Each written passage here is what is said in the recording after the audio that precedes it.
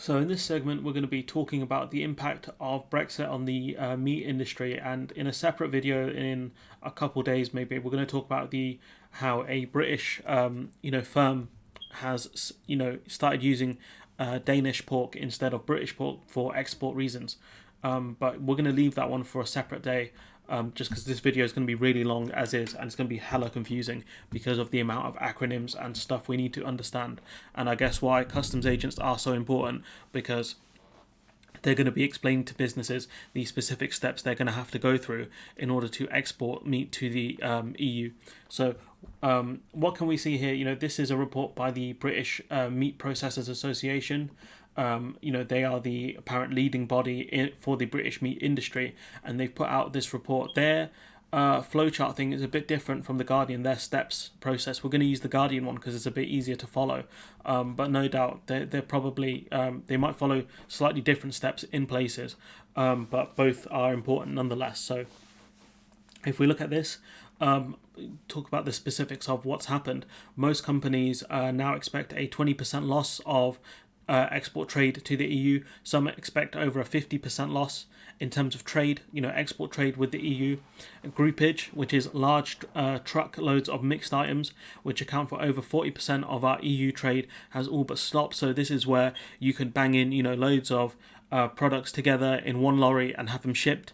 That's been stopped because if one company has a customs issue or any kind of issue, then the whole thing could get sent back.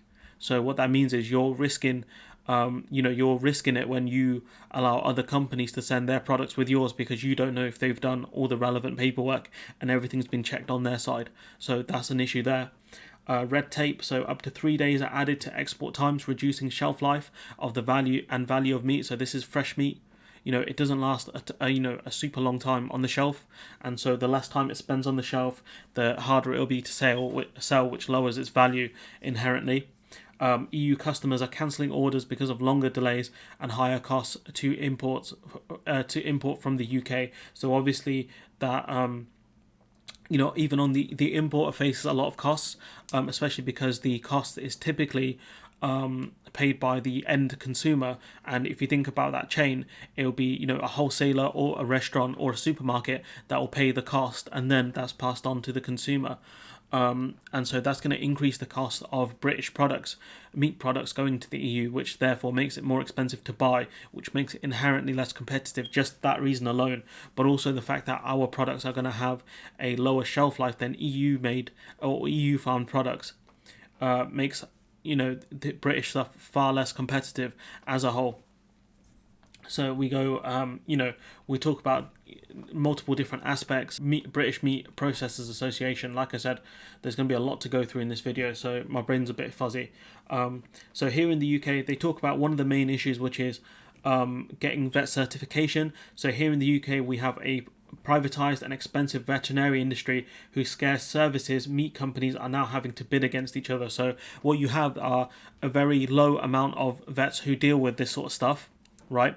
And you have to bid against other meat companies for the services of the vets, because when there's a lack of supply and demand increases, what you have are, vets who can say, look, this other company offered me more money to do their vet checks, you're going to have to match it, pay me more, or, we're just going to do business with them.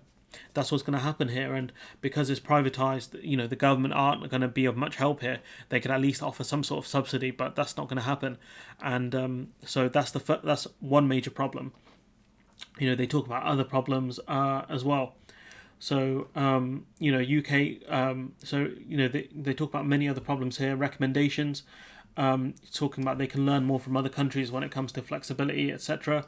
UK competent authorities need to work together with their EU counterparts to ensure that any new electronic traceability and certification systems integrates across different systems to ensure a smooth end-to-end service. So what they're recommending is that the UK switch to an electronic system, which it looks like the EU does allow third countries to do, rather than having this paper-based system, which means that you have to physically pass on paper in certain respects.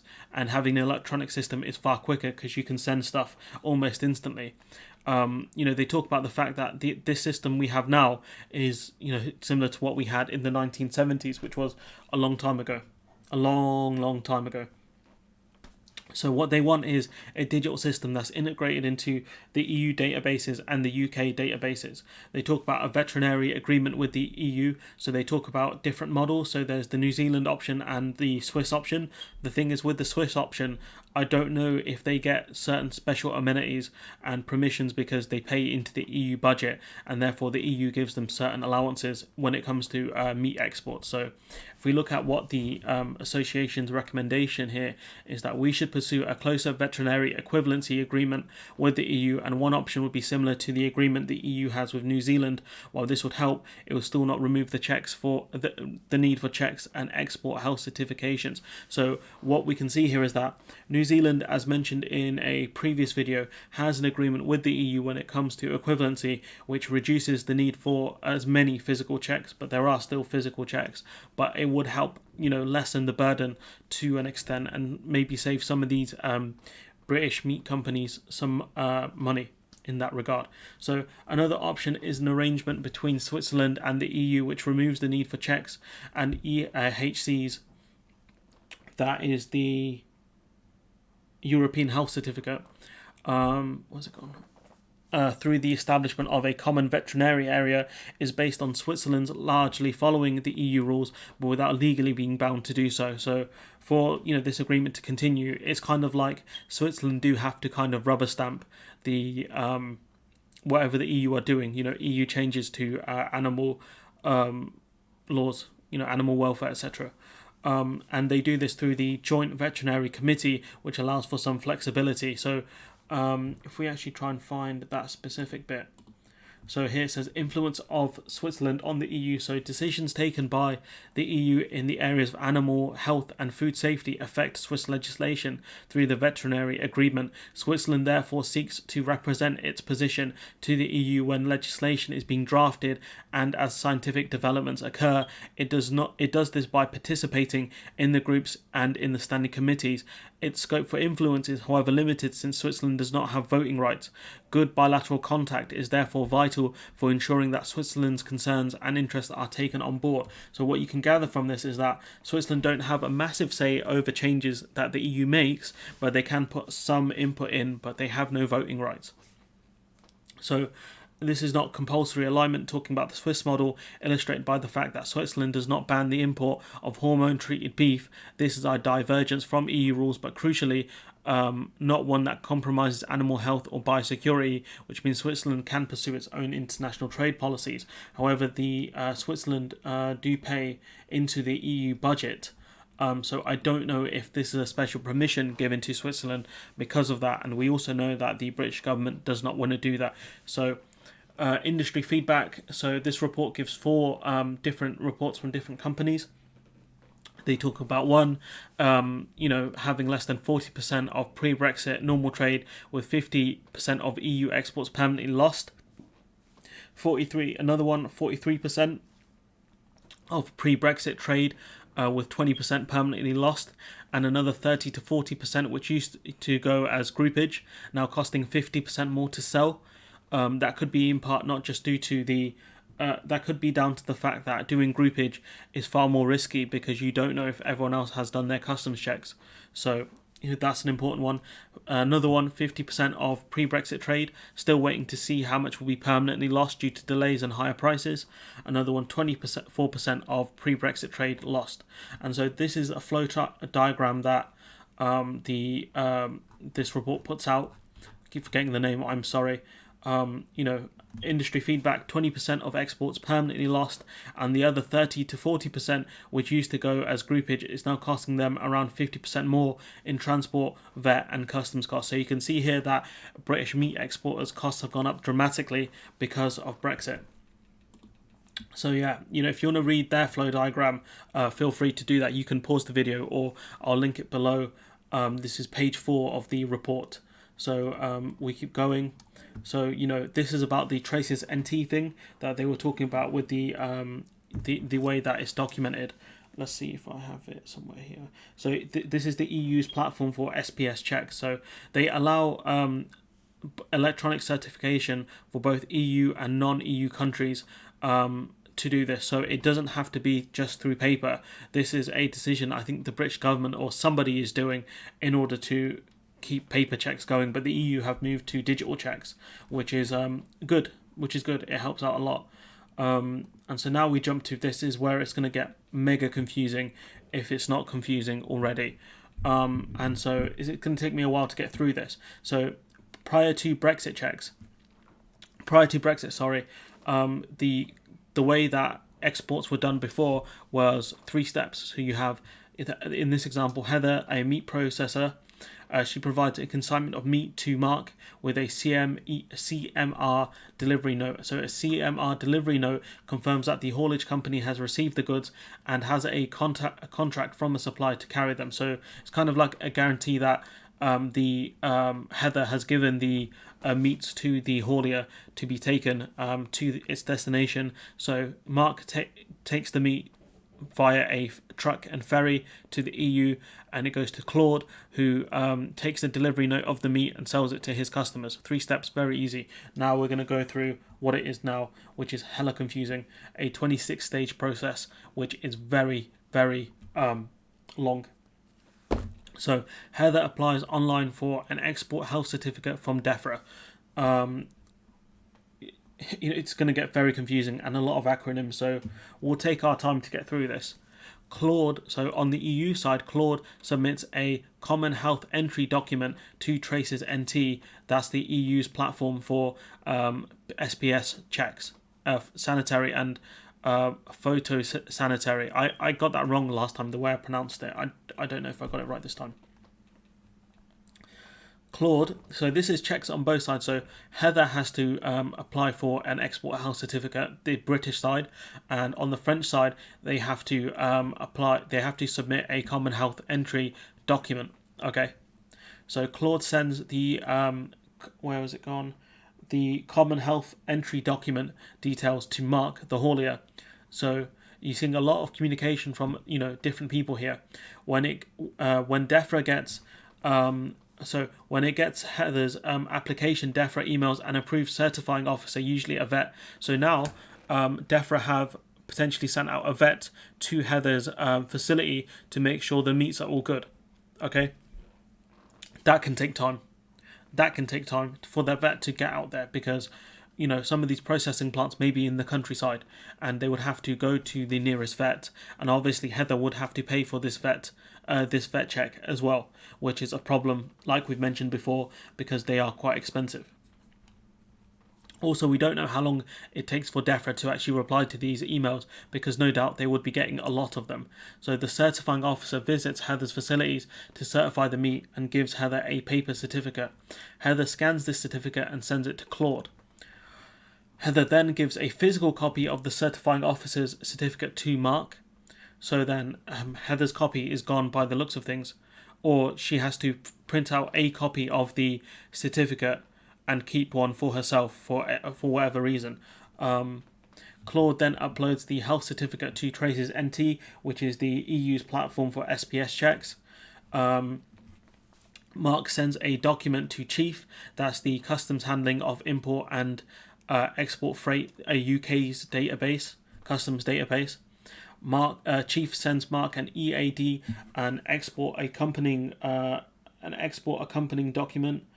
Yep, I've got that written down so we can remember that one. Mark sends a transit declaration to NCTS, new computerized transit system, an international database used by the EU, EFTA, and a few other countries, notably the UK. Are you guys still following? Because I'm struggling right now. NCTS, so that's the computer system, sends Mark a local reference number. NCTS assigns TAD, transit accompanying document, and sends it to Heather for printing. Heather gives the printed TAD, transit accompanying document, to Mark. Chief sends Mark a departure message. So Chief is the UK customs handling of import and export freight, the database. Mark makes a submission to the French customs import control system. So this is another system to deal with. So Mark applies for a Kent access permit. So I think that's 4 different systems they have to apply to just to export meat. by the looks of things so far. The Kent access permit sends Mark a code. Mark can finally set off for Dover. So before you can actually get to Dover, to the export site, you've got about, 5, no, it's that 6, 12, 18 different steps just to get to Dover. Mark then hands his TAD code, that's his transit accompanying document, to be scanned by the ferry operator, answers a set of questions about the consignment, and has his number plate scanned. So you've got to imagine if any problems occur here with any of these systems, right, that's it. Mark is done. He can't export the meat. This is a failure point potentially.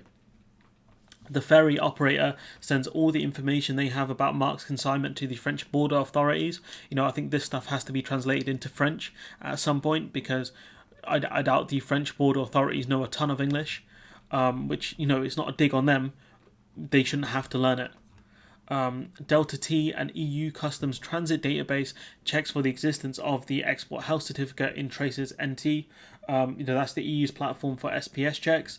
The ferry operator from Civic. Civic is the French sanitary inspectors. So here you have another group of people. Checks. Inspector that the consignment contains meat, so they will check it. Civep, which sounds really a villainy group. It's not, but it just sounds a bit evil. Selects the consignment for inspection, so not everything is being checked, but they will check specific bits. So they would inspect specific bits of the export. It currently inspects about 1 in 5 loads, so they're not doing all of them. 1 in 5, so I think that is about 20%, which someone did mention to me before, and informs the ferry operator to display this on the screens in the driver's lounge. So 1 in 5 gets checked, and that will take time. Could you imagine if we started deregulation, right? Civep might have to check all of them, all of the consignments of meat, which is crazy. Mark drives to Civep's facility. Mark drives to the Civep facilities in Calais. He hands over the original export health document. I think that's what the EHC stands for, and his consignment is inspected. Civep updates traces NT, that's the EU's platform for SPS checks, with the outcome of the inspection, which is favourable to Mark. Continues with the delivery address. You got to think that if more things had to be checked, or if there was an issue here, it would get sent back potentially, or it would get stuck in transit. So Mark continues to the delivery address.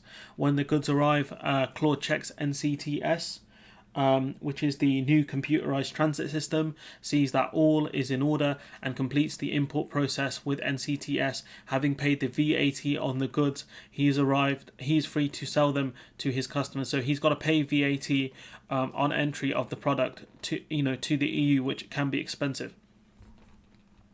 So that's all of it. That's all the steps as far as I know of.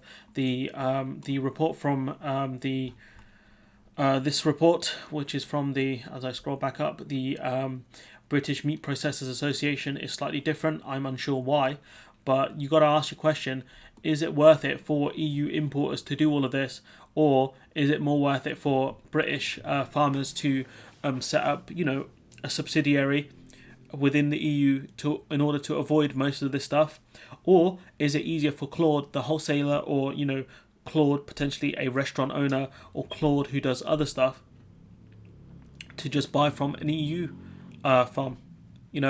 And you got to think about, is Claude going to sell to does Claude sell to countries outside of France? Does he sell to businesses outside of France? That British meat could have gone anywhere. It could have gone to Germany. It could have gone, that's specific. We'll talk about actually in another story that, this company here, their meat gets exported from the UK into Germany, into Bavaria. So, we don't know where Claude sells to within the EU. But what we can tell from this is Claude, a meat wholesaler, may look for other suppliers, because we've seen that it's more expensive to import from Britain. It takes longer. There's no guarantee it's actually going to get into France, and it's just easier to import from other EU countries, or maybe from French farmers themselves, and wholesale from there.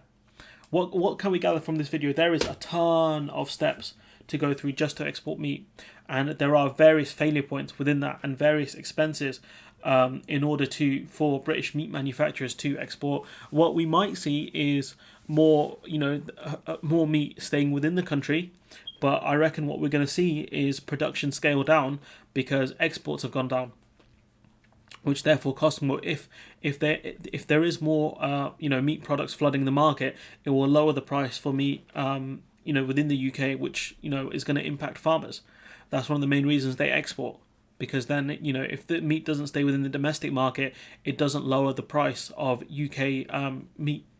But I've seen various videos of I think it's a company that sells halal meat to to EU countries. They're struggling now, so I wonder what they're going to do next. Are they going to keep more within the UK or just scale down production, which again is going to impact the whole supply chain, farmers, butchers, all of them. They're all going to lose out potentially because of the lack of export market the EU is, because of the fact that we are out of the single market, we are out of the EU.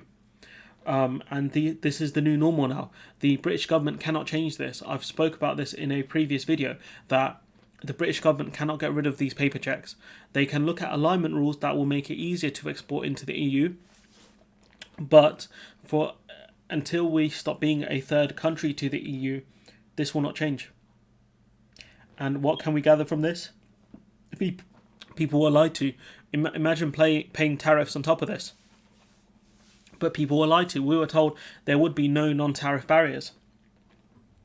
There are non-tariff barriers. And when it comes to doing free trade deals with other countries, there again will be non-tariff barriers. And that those words there should be red flags for anyone who works within the export industry or works within manufacturing or agriculture, when people tell you there are non-tariff barriers, because there are still barriers.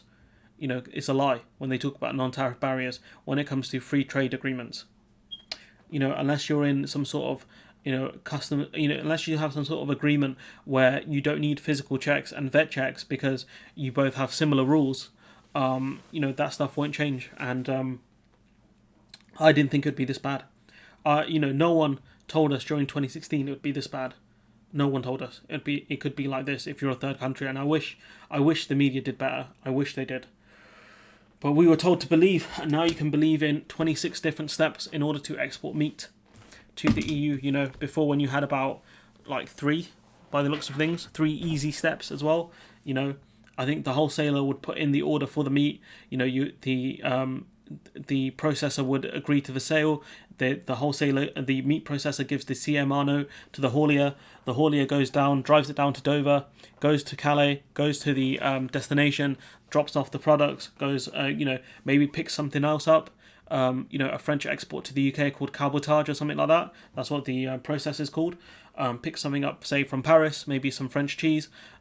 Maybe he goes to Germany, gets some of them Bavarian sausages, comes back to the UK, and drops that stuff off here to whoever's buying it here.